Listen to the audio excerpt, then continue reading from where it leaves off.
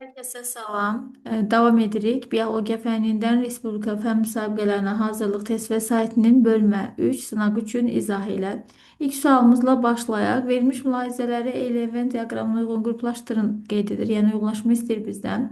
Deməli 1 ilə fındıq meyvəli fındıq bitkisi, 3 ilə toxumca meyvəli günəbaxan bitkisinin meyvələri təsvir edilmişdir. Birinci göy çiçək və günə baxanda rast gəlinir. Ümumiyyətlə göy çiçək və günə baxan mürəkkəbçələr fəsləsinə aid bitkilərdir və bunların meyvəsi toxumca meyvədir. Ona görə 3-ə aid edəcəyik. Meyvə yanğının daxili qatı dərci formasında olan yenə toxumca meyvəli bitkilər də daxili qat dərci formasındadır. Meyvə yanlığı odunlaşmışdır. Bu fındıq meyvəyə aid xüsusiyyətdir. Yumurtaq daxilində bir yumurtacıq olur. Həm fındıq meyvəli bitkilər, həm toxumca meyvəli bitkilər bir toxumlu quru meyvələrdir. Və bu bitkilərin yumurtalıqlarının, çiçəklərinin yumurtalıqlarında bir yumurtacıq olur ki, buradan da bir toxum yaranır. Bu ortaq xüsusiyyət olacaq. 1'ə 3'ü qeyd etdik, 2'yə 4'ü qeyd etdik, 3'ə isə 1, 2 cavabımızı müəyyən edirik B bəndi. Davam edirik ikinci sualımız ilə. Protal və protonema üçün ortaq deyil. Protal qıcının, ali sporlu bitki olan qıcının sporundan inkişaf edən ilkin cücərtidir. Protonema isə ali sporlu bitki olan mamırın sporundan inkişaf edən ilkin cücərtidir. Protal lövhə şəklindədir. Protonema sap şəklindədir. Hər ikisi xlorofil pigmentinə malikdir. Yəni hər ikisi xloroplastdan malikdir. Xloroplastların xlorofil pigmentləri var. Hər ikisi yaşıl rəngdədir. Hər ikisi avtotrof qidalanır, fotosintez edir. Avtotrof qidalanır, bu ortaq xüsusiyyətdir. Hər ikisi ali bitkinin cücərtisidir. Bəli, ali bitki olan qıcının cücərtisi protal, ali bitki olan mamırın cücərtisi isə protonemadır. Ali sporlu bitkilərdir bunlar. Bu doğru fikirdir. Yaşıl rəngli olması bu hər ikisi üçün ortaq cəhətdir. Çünki xlorofil pigmentinə malikdirlər. Xloroplastlarında xlorofil pigmentləri mövcuddur. Bu doğru fikirdir. Lövhə şəkildə olan protal, sap şəklində olan isə protonemadır. Bu ortaq cəhət deyildir. Üçüncü sualımızla davam edirik. Və meyvənin vermiş hissələrin hansında ana bitkinin əlamətləri üstünlük təşkil edir? Rüşeym ziqotdan inkişaf edir. Ziqotu necə əldə edirdi? Yumurta hüceyrənin spermin mayalandırması ilə, yəni yumurta hüceyrənin üzərinə sperm gəlirdi. Haploid hüceyrələr birləşərək diploid ziqotu yaradır. Ziqotun 2-dən biri atanın, 2-dən biri ananın xüsusiyyətini təşkil etdiyi üçün üstünlük anada deyildir. Ona görə biri götürmürük. İkinci, toxum qabığı hüceyrəsi. Ümumiyyətlə biz bilirik ki, yumurtalıqdan, çiçəyin yumurtalığından meyvə yaranır. Çiçəyin yumurtalığı daxilində olan yumurtacıqdan isə toxum yaranır. Yumurtacığın divarından toxum qabığı yaranır. İstər yumurtalıq olsun, istər yumurtacıq olsun, yalnız dişinin xüsusiyyətini daşıyır. Yəni bizdə toxum qabığı yalnız dişinin yumurtacıq divarından yarandığı üçün yalnız dişinin xüsusiyyətini daşıyacaq. Eyni ilə meyvə yanlığı yumurtalıq divarından yarandığı üçün yalnız dişinin xüsusiyyətini daşıyacaq. Endospermi biz necə əldə edirdik? Mərkəzi hüceyrənin üzərinə spermi gəlməklə. Mərkəzi hüceyrə xromosom yığımı diploid, spermi xromosom yığımı haploiddir və bu bizə verəcək triploid endospermi. Və endospermi 3-dən 2-si dişinin xüsusiyyətini, 3-dən 1 erkəyin xüsusiyyətini daşıdığı üçün üstünlük deməli ananın xüsusiyyətində olacaq. Deməli, toxum qabığı yalnız ananın, meyvə yanlığı yalnız ananın, endospermdə 3-dən 2-si ananın xüsusiyyəti üstünlüyü təşkil etmiş olacaq. Deməli, bizdə ana bitkinin xüsusiyyətləri üstünlük təşkil edir. Burada sırf ananın xüsusiyyətini daşıyan toxum qabığı və meyvə yanlığının yanında götürəcəyik endospermi, çünki 3-dən 2 ana bitkinin yəni xüsusiyyətlərini daşımış olur. Cavabımız müəyyən edirik. 2, 3, 4 D bəndi. Davam edirik növbəti sualımız ilə. Dördüncü sualımıza baxaq. Xromosom yığımı diploid ola bilər. Tetraploid bir bitkini biz qeyd etdik ki, yumurtacıqdan toxum yaranır. Yumurtacığın divarından toxumun qabığı yaranır. Və yumurtacıq yalnız dişi bitkinin xüsusiyyətini daşıyır. Ona görə də əgər bitki deyək ki, tetraploiddirsə, bunun toxum qabığı da eyni ilə tetraploid olmalıdır. Yəni tetraploid bir bitkinin bədən hüceyrəsi tetraploid olan bir bitkinin toxum qabığı da eyni ilə tetraploid xromosom yığımında olacaqdır. Tetraploid bitkinin dişi qameti. Dişi qamet aydın məsələdir ki, xromosom yığımı bədənin yarısı qədər olacaq. Deməli, əgər bitkinin özü tetraploiddirsə, bir dəqiqə, bitki özü tetraploid yığımdadırsa, qamet bədən hüceyrəsinin yarısı qədər olacaq, yəni diploid olacaq. Bu doğru fikirdir. Diploid bitkinin zigotu, bəli, diploid bitkinin haploid qametləri olur, yumurta hüceyrə və sperm. Bunlar birləşərək zigotu yaradır. Yəni diploid bitkinin zigotu da diploid olur. Tetraploid bitkinin mərkəzi hüceyrəsi. Mərkəzi hüceyrə dişi bitki nədirsə, onun bədənin hüceyrəsinin xromosom yığımında olur. Yəni bədən hüceyrəsi tetraploid olan bitkinin mərkəzi hüceyrəsi də tetraploiddir. Diploid bitkinin endospermi, endosperm mərkəzi hüceyrə üzərinə gəlsin, spermin xromosom yığımını cəmləməklə alırıq və endospermi, diploid bir bitkinin endospermi triploid olur. Ona görə götürə bilməliyik. Cavabımızı müəyyən edirik. 2, 3. A bəndi. Erkək qıcının sporu. Erkək qıcının yarpağının altında sporangilərdə meyoz bölünmə nəticəsində sporlar yaranır və sporun xromosom yığımı haploid olur. Deməli, mitoz bölünmədən əmələ gəlir? Xeyr, meyoz bölünmədən əmələ gəlir. Çox hüceyrəli deyil. Spor bir hüceyrəlidir. Spor cinsi nəslə başlanğıc verir və bu doğru fikirdir. Spor cücərərək protalı yaradır. Protalın altında anterid və arxegoni olur. Onların içərisində anterid içərisində spermatozoid, arxegoni içərisində yumurta hüceyrə yaranır. Yəni cinsi nəslə başlanğıc verir. Doğru fikirdir.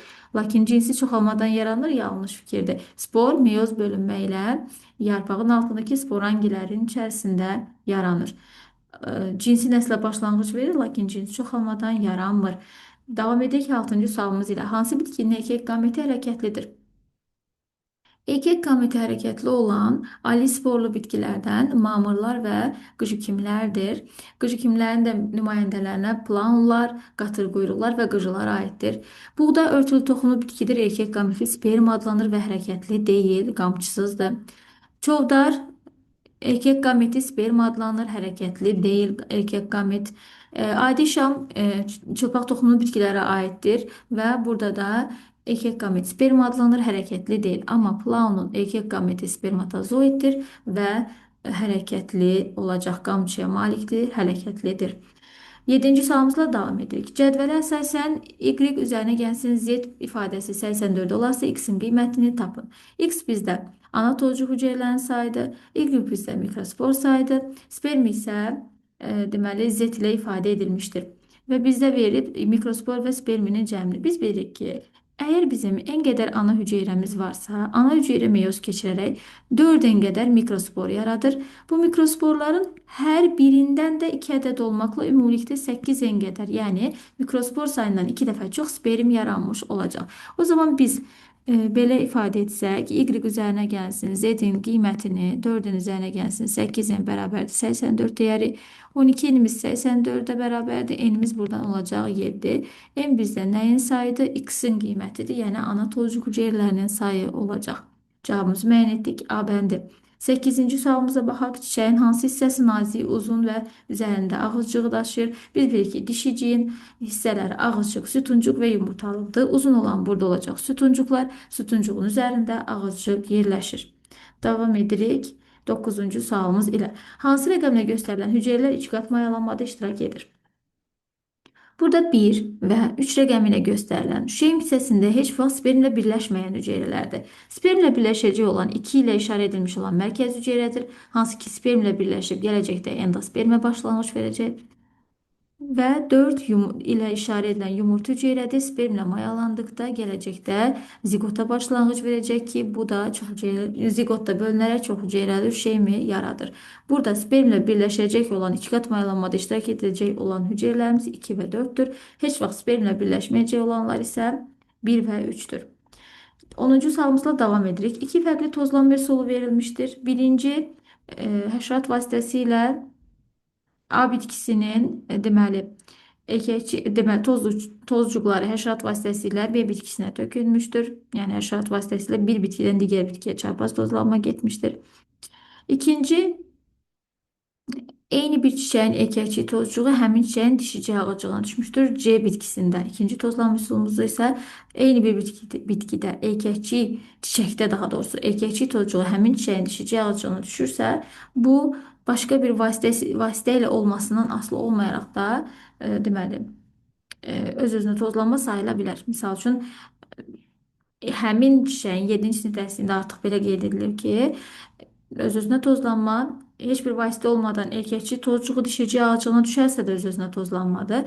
Amma həmin çiçəyin erkəkçi tozcuğu, deyək ki, həşərat vasitəsilə həmin çiçəyin dişici ağacına düşürsə, bunu da öz-özünə tozlanma kimi götürə bilirik. Və buna görə aşağıdakı ifadələrdən hansı doğrudur? A və bitkiləri eyni növdür. Bunda nəzərə alırıq.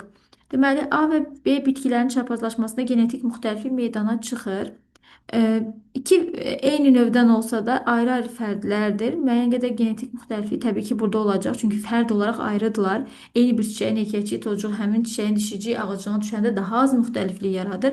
Lakin burada fərqli-fərqli çiçəklər olduğu üçün çarpaz tozlanma olduğu üçün təbii ki, genetik müxtəlifliyi yaradacaq. C bitkisinin çoxalması, tozlanması çiçək açılmamış gedə bilər. Burada diqqət eləsək, erkəkciklər dişicikdən aşağı səviyyələrdə yerləşir və burada bir vasitəyə ehtiyac duyulur ki, erkəkçik tozuğu dişicik ağaclığına tökülmüş olsun və bu çiçək açılmadan bir qönçənin içərisində baş verməsi mümkün deyil. Bəli, öz-özünə tozlana bilər bu bitki.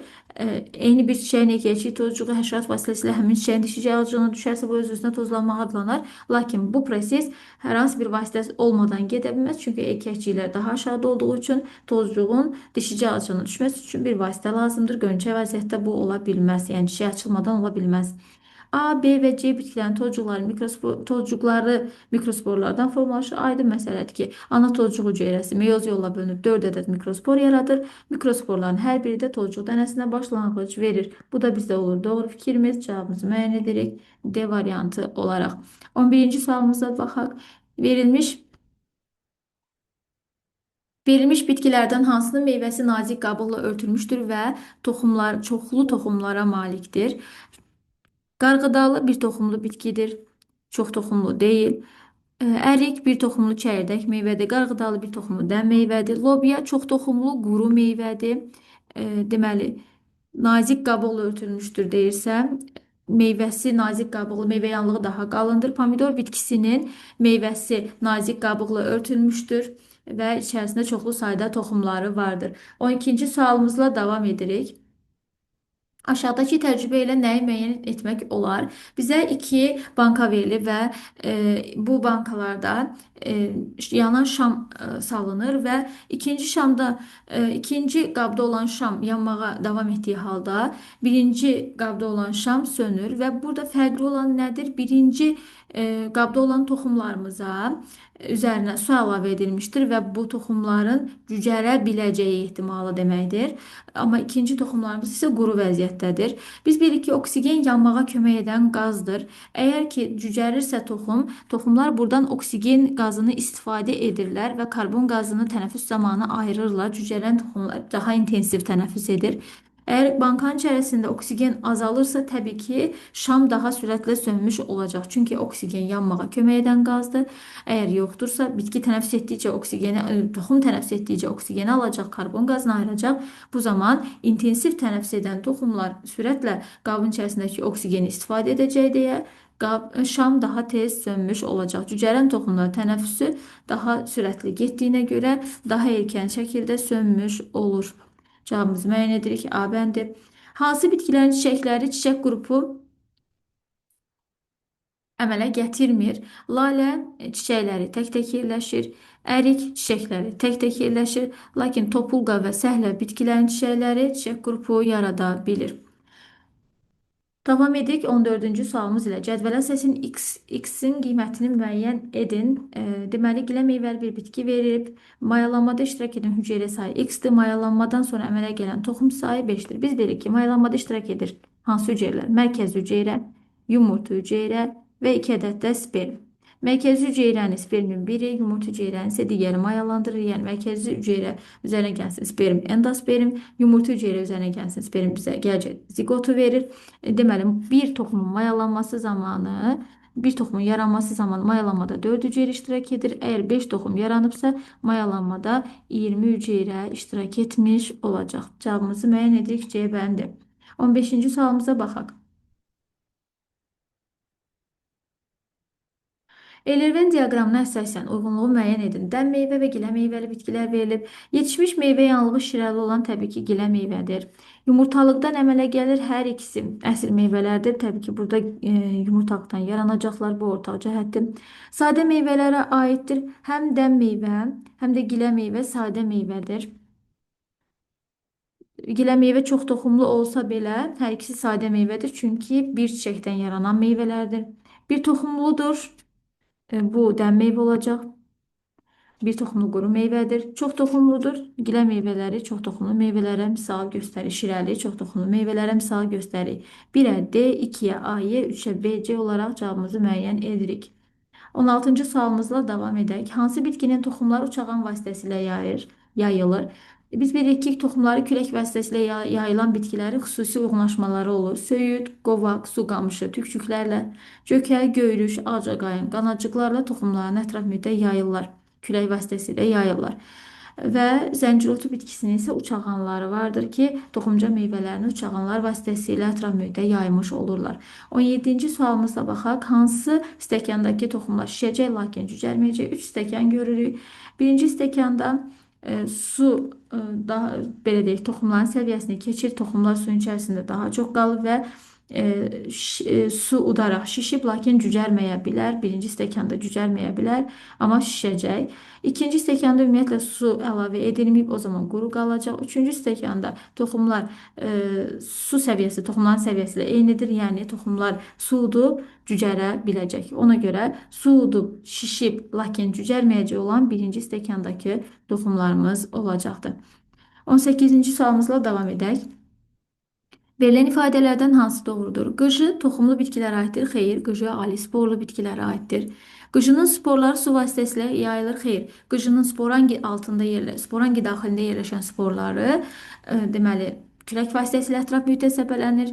Lakin belə deyək, mayalanmanın getməsində su rol oynayır. Sporlar isə külək vasitəsilə ətraf mühitə səpələnir. Qıcının sap şəkilli protalı deyil, lövhə şəkilli protalı ilkin cücərtisidir. Bu da yanlış fikirdir. Qıcının qametləri protalın altında yerləşir. Bəli, protalın altında anterid və arxegonilərdə yerləşir. Bu doğru fikirdir.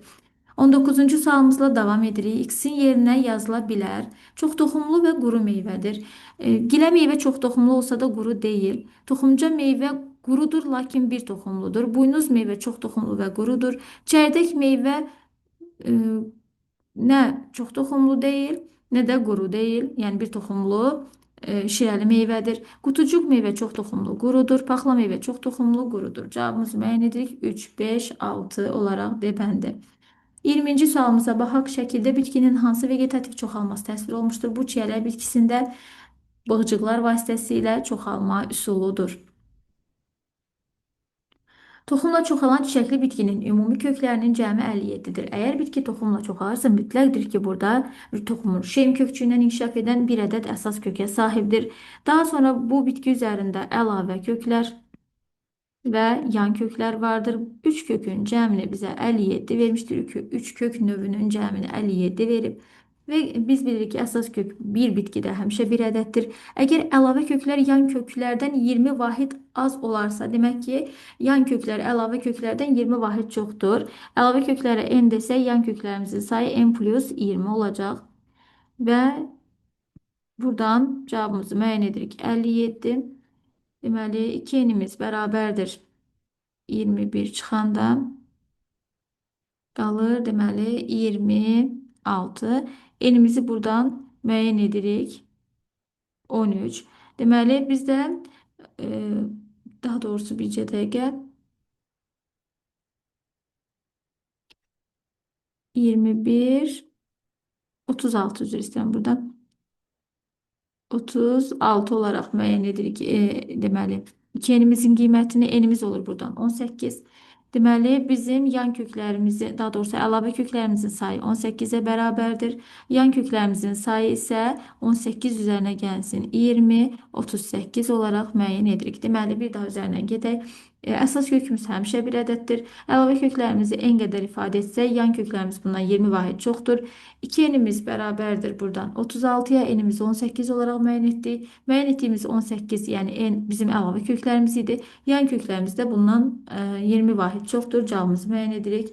38 D variantı.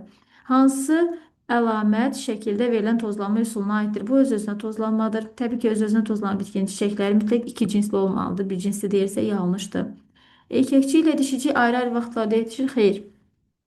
Erkəkçi dişiciklər eyni vaxtda yetişməlidir. Öz-özünə tozlanmadır. Bəli, doğrudur. Erkəkçi dişicikdən aşağıda yox.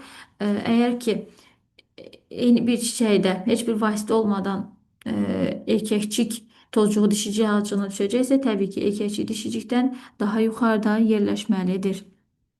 Cavabımızı müəyyən edirik. C variantı. Şəkildə verilən çoxalma üsulu hansı bitkidə müşahidə edilir? Bu, yarpaq vasitəsilə çoxalmadır. Çayır kökümsöv vasitəsilə, zəfəran soğanaqlı yumrularla, ayrıqotu kökümsöv vasitəsilə, bənövşə isə yarpaq vasitəsilə çoxalır. Bənövşədir, begoniyadır. Bu kimi bitkilər yarpaq vasitəsilə çoxalır. Qönçənin açılışına qədər çiçəyin digər hissələrini mühitin əlverişsiz təsirlərindən qoruyan, qönçə açılana qədər kasacıq, kasa yarpaqlarının əmələ gətirdiyi kasacıq bitkinin çiçəyinin digər hissələrini qoruyur. 25-ci sualımız mikrosporun əmələ gəldiyi hissə hansı rəqəmlə göstərilmişdir? Mikrospor erkək cinsi hüceyrələrə başlanğıc verəcək olan strukturlardır. Bunlar da tozluqda ana hüceyrənin meyoz bölünməsi yolu ilə yaranırlar. Cavabımızı müəyyən edirik A bəndi olaraq. Hər kəsə uğurlar arzu edirəm. Bu bizim deməli müəllifi Camal Kərimov olan Respublika fənn müsabiqələrinə hazırlıq test vəsaitimizin bölmə 3 sınav üçün izah edib.